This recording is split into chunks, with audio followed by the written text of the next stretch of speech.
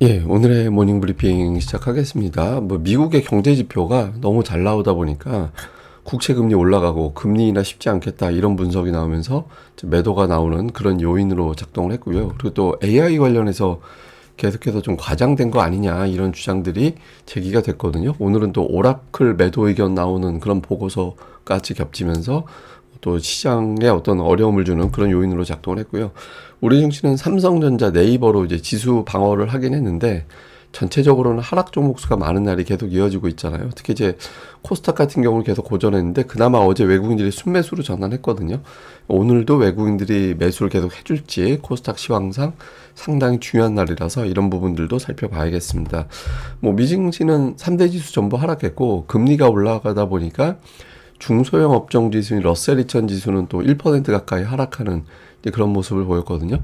전체적으로 다 매도였어요. 그러니까 국제유가 올라가면서 에너지 업종이 0.87% 올라간 거 제외하고는 전체적으로 매도 심리가 좀 강했던 이제 그런 날이었다. 이렇게 이제 볼 수 있겠는데 이슈들을 보면 우선 경제 지표가 잘 나왔습니다. 잠시 후에 또 숫자까지 보여드리겠습니다만은 GDP, 내구재 수주, 주간 신규 실업수당 청구 건수 이런 것들이 전부 다 예상보다 높게 나왔거든요.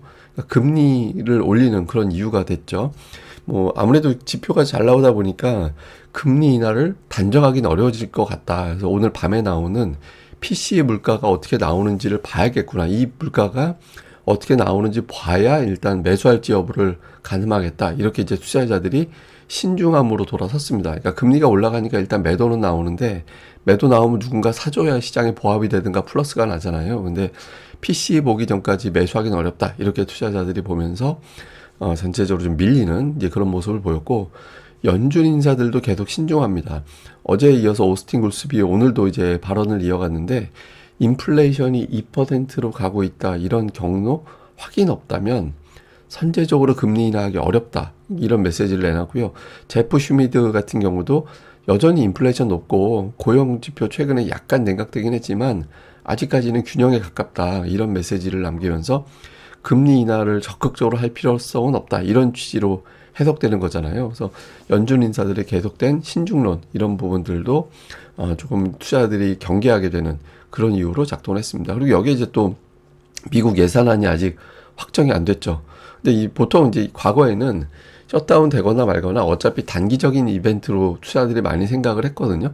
근데 이번 같은 경우는 좀 혼란이 생길 수 있다. 진짜 셧다운이 되면 미국 신용 등급에도 영향을 줄지도 몰라. 이런 어떤 우려가 제기가 됐고 또 구체적인 어떤 사례 꼽으면서 이번에는 과거와 달리 변동성 커질지도 몰라. 이런 의견들이 나왔거든요. 근데 이건 좀 중요한 것 같아서 잠시 후에 또 정리를 해드리겠습니다. 그리고 그 오라클이 오늘 큰 폭으로 빠지면서 이게 또 시가총액이 커져 있는 종목이잖아요.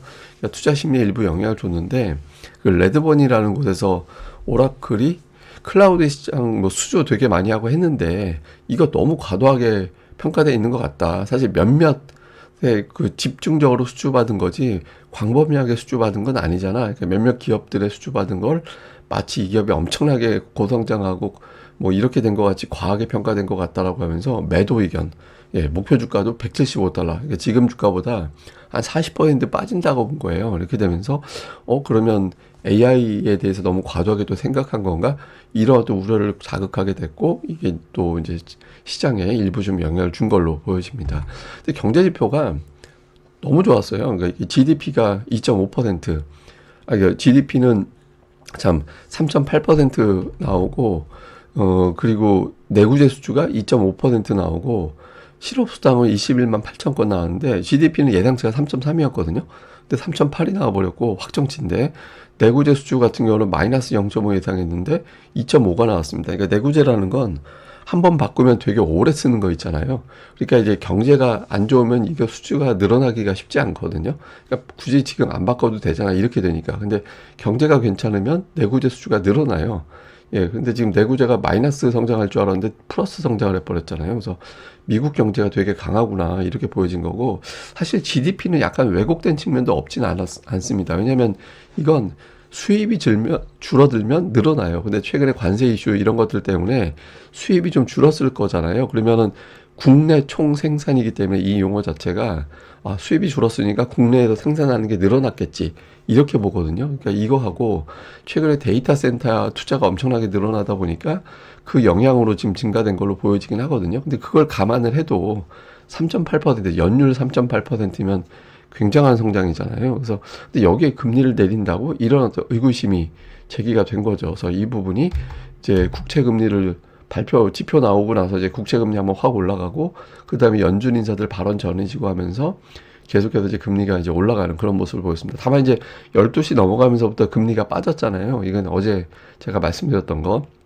오늘 미국의 국채 발행이 7년물 국채 발행 40년물 있었거든요. 그러니까 어제 700억 달러 발행됐고 오늘 400억 달러 발행이 됐고 근데 이제 국채 발행 일정이 지나가니까 그 다음에 이제 금리가 좀 빠지는 그런 모습을 보였습니다. 사실 오늘 금리가 조금 눌려도 되는 날이었는데 뭐 지표가 너무 눈치없게 잘 나오는 바람에 이제 금리가 올라가고 이게 이제 투자자들에게는 이제 매도 이유로 작동을 하는 그런 모습을 보였습니다.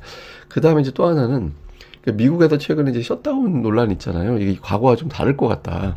이런 이슈가 있고 또 이제 증시 버블 논란도 있죠. 이 두 가지에 대해서 좀 엇갈리는 의견들이 나왔는데 우선 셧다운이라는 게 뭐냐면 정부의 예산이 있잖아요. 근데 예산을 의회에서 승인을 안 해주면 정부의 돈이 없어져요. 고갈이 돼요. 그러니까 남은 돈까지 다 탈탈 털고 나면 돈이 없어지게 되죠. 그럼 정부 기능이 마비가 됩니다.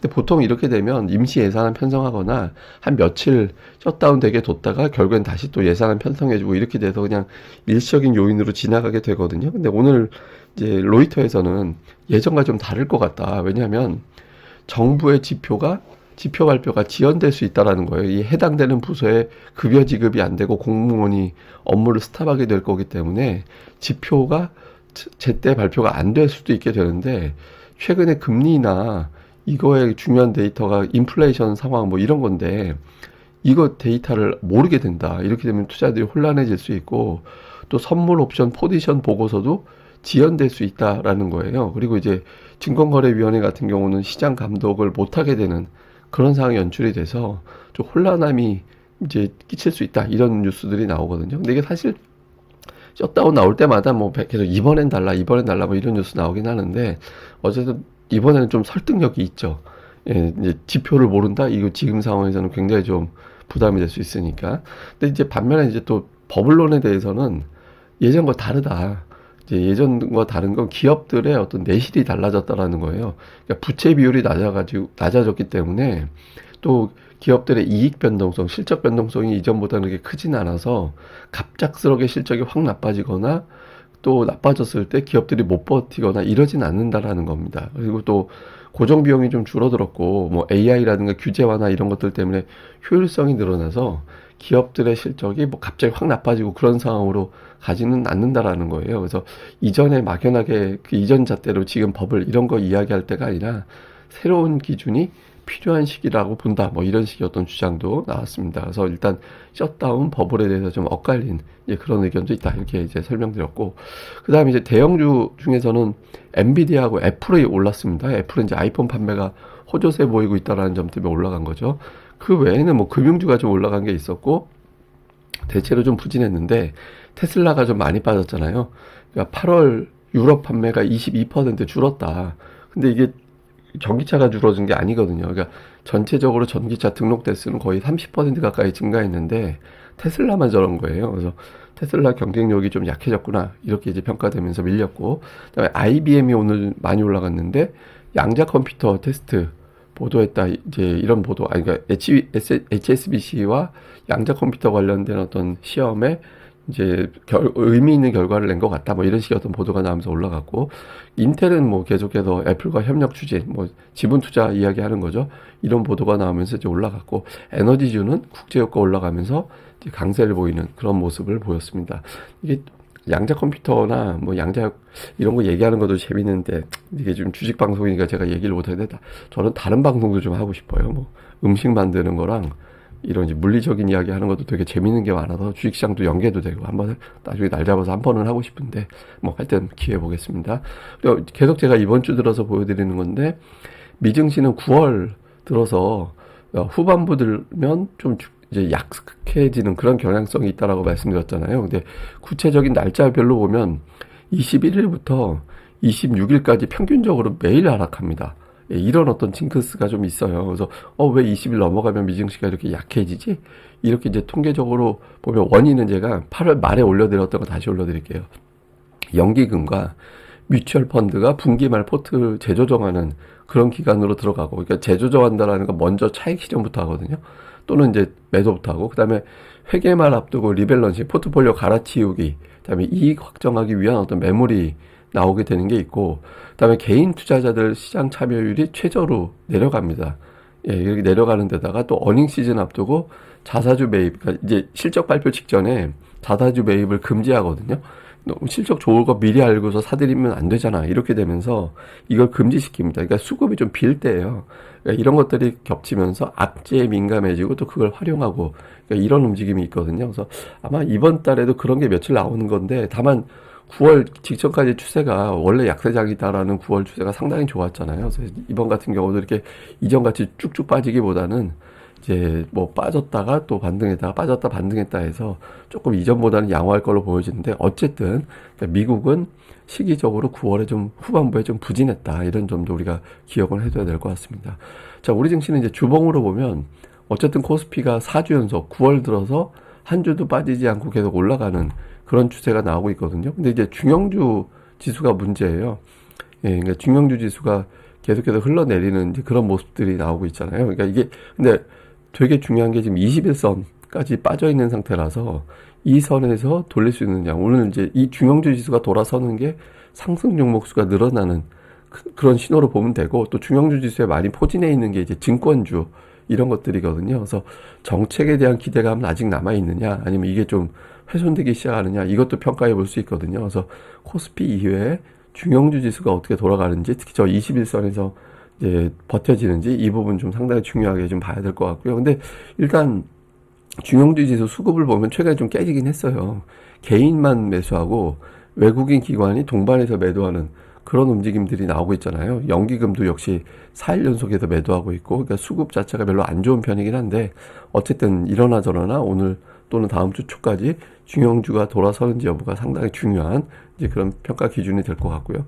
그다음에 코스닥은 지금 3일 연속 음보, 그러니까 중요한 패턴은 깨졌습니다. 그러니까 이틀 하락하고 5일선 깨지면 들어 올리는 그런 움직임이 있었는데, 특히 이제 그제 같은 경우 몸통하고 비슷한 수준의 아랫꼬리가 달렸음에도 불구하고 어제 밀려버렸잖아요. 근데 이게 지난번에 제가 850이 되게 중요한 저항대라고, 근데 이거 되게 쉽게 돌파를 했었거든요. 근데 이제 결과적으로는 850을 다시 한번 테스트해야 되는 그런 위치가 됐죠. 그런데 일단 분기 차트에서 저 60분기 선을 위협했다가 올라서는 경우에는 웬만하면 저 20분기 선 위로 계속 올라갑니다. 그러니까 이번에 뭐 고점을 쳤다 이런 느낌보다는 단기적으로 매도 물량이 좀 나오는 시기다, 그러니까 이 정도로 보면 될 거예요. 그래서 이제 일단 이 다음 주 초반 중반까지는 시장이 이제 쉽진 않을 것 같고, 그냥 좋게 보면 치고받고 구간 뭐 이 정도로 보여지긴 하는데, 그 사이에도 이제 상승 종목 늘리는 그런 시도가 나와야 되거든요. 왜냐하면 지금 시장이 흘러내리는 게 습관화가 되면 어떤 현상이 빚어지냐면, 어쩌다가 테마 하나가 센 게 들어오면 그 테마로 자금이 몰려가요. 그러면 주식이 내가 이제 있는 돈이 부족하면 다른 거 주식 팔아가지고 절로 가야 되잖아요. 그러니까 팔아서 넘어간다는 얘기는 나머지 종목들은 빠진다는 얘기가 되거든요. 그래서 그런 게 습관이 되지 않고 오히려 기존 종목들이 과하게 빠졌다 이런 인식을 심어주려면 한번 세게 돌아서 가지고 우리도 움직일 수 있어, 이런 걸 보여주는 게 중요하거든요. 그러니까 코스닥의 어떤 반전도 좀 필요합니다. 근데 이제 조금 다행인 건 어저께 외국인들이 3일 연속 매도하고 매도 규모 늘어가는 그런 흐름이었다가, 어제 이제 외국인들이 매도를 줄이고 순매수로 바뀌었거든요. 그러니까 오늘 외국인 또는 기관 중에 하나라도 순매수를 붙어주는지, 그러니까 이 부분이 되게 중요합니다. 그래서 오늘 코스피에서의 중형주 지수, 그다음에 코스닥에서의 수급 동향, 이 부분을 좀 집중적으로 봐야 될 것 같고요. 근데 예탁금이 좀 늘고 있거든요. 그러니까 개인들이 이제 매도해서 들어오는 돈 말고 그 외에도 예탁금이 좀 늘어나고 있어요. 근데 이게 이제 저점 대비 예탁금이 의미 있게 늘어났다라고 하려면 20% 정도 증가되면 의미 있는 변화로 보통 보거든요. 근데 그 기준으로 볼 때 대략적으로 한 78조 원, 80조 원 요 레벨까지 올라가면 유동성으로 코스닥을 한번 움직일 수 있는 힘이 생깁니다. 개인 투자자들이. 근데 이게 지금이 이제 조금 근접해 가고 있긴 한데 아직은 부족하거든요. 그래서 예탁금이 늘어나면 이번 추석 연휴 이후에 시장에 어떤 변화가 또 생길 수 있어서 이게 일적인 건지 아니면 추세적으로 늘어나는 건지는 제가 또 그때마다 아주 변화가 생길 때마다 계속해서 이제 점검을 해드리겠습니다. 예, 뭐 종목들별로 보면 코스닥 같은 경우는 지금 반도체 관련된 종목들이 가장 좋았다가 이제 주 후반 들어서 좀 꺾였고 밀렸고, 그 다음에 이제 로봇주가 이제 이번 주 들어서 갑자기 좀 부각되고 있죠. 그 다음에 제약바이오는 좀 흘러내리는 느낌이고, 2차 전지가 어제 좀 살아나고, 그러니까 현재까지 9월에 가장 강한 거는 반도체인데, 이번 주 들어서 조금 올라가는 모습을 보인 게 로봇하고 2차 전지거든요. 이 세 업종과 플러스 이제 제약바이오, 그러니까 이게 이제 구도, 현재까지 어떤 구도인데, 여기서 두 개 정도가 추세적으로 움직여줘야 되는 모습, 이제 그렇게 돼야지 코스닥이 좀 살아납니다. 그래서 코스닥 중에서 어떤 업종이 좀 추세적으로 살아나는지 이런 부분들도 좀 잘 봐야 될 것 같습니다. 이게 시장이 안 좋을 때 수급 변화를 더 열심히 봐야 돼요. 그러니까 이게 좀 따박따박 누군가 매집을 하고 있구나, 이런 것들을 확인할 수 있는 또 기회가 되거든요. 그래서 어떤 업종의 매수가 따박따박 붙어주는지 이런 부분들도 집중적으로 잘 봐야 될 것 같습니다. 자, 일단 지표가 너무 좋고, 이렇게 되면 금리 인하 기대가 약화되고, 근데 지표가 좋은 것도 경제가 좋다라는 거라서 또 나쁜 건 아니거든요. 근데 어쨌든 여기서 이제 어느 쪽에 오후장에서 이제 힘을 실어줄지, 그 다음에 좀 환율이 계속 올라가고 있죠. 그러니까 미국의 금리 인하 가능성이 낮아지고 있다라는 것과 이제 미국의 어떤 투자 압박 이런 것들이 계속 이어지고 하면서 환율이 제기되는데, 제가 어제도 말씀드렸지만 환율은 최근 들어서 보면 그렇게 올라간 건 아니거든요. 근데 1,400원이다라는 심리적인 어떤 이슈 때문에 올라가는 건데, 어쨌든 환율이 1,430원 이상 좀 계속해서 1,430원, 1,450원 이렇게 방향성이 그쪽으로 가게 되면 좀 불안함이 자극될 수 있습니다. 이거 계속 좀 체크를 좀 해봐야 될 거고, 좋게 보면 뭐 관세를 좀 상쇄시켜주는 효과도 있긴 하죠. 예, 근데 어쨌든 환율을 계속 좀 체크를 해봐야 될 것 같고요. 그다음에 어쨌든 외국인들은 삼성전자는 매수하고 있거든요. 그리고 코스닥은 2차 전지 로봇같이 이제 방어 시도해주는 업종은 나타나고 있고, 그러니까 이 기조, 그러니까 외국인들의 매수가 삼성전자 중심으로 계속 이루어지느냐, 그 다음에 로봇 2차 전지 어제였지만 오늘 예를 들어서 뭐 제약바이오나 뭐 반도체가 됐든 이런 4대 업종 중에서 좀 플러스가 나면서 지수 방어를 시도하는 업종이 계속 등판을 해주느냐, 그러니까 이런 부분들도 잘 살펴봐야겠습니다. 요건 뭐냐면 올해 코스닥 성적표예요. 올해 코스닥 지수가 한 25% 이상 올랐잖아요. 근데 이제 상승한 종목 수가 1058개, 하락한 종목이 630개, 그리고 보합이 한 40개 정도 됩니다.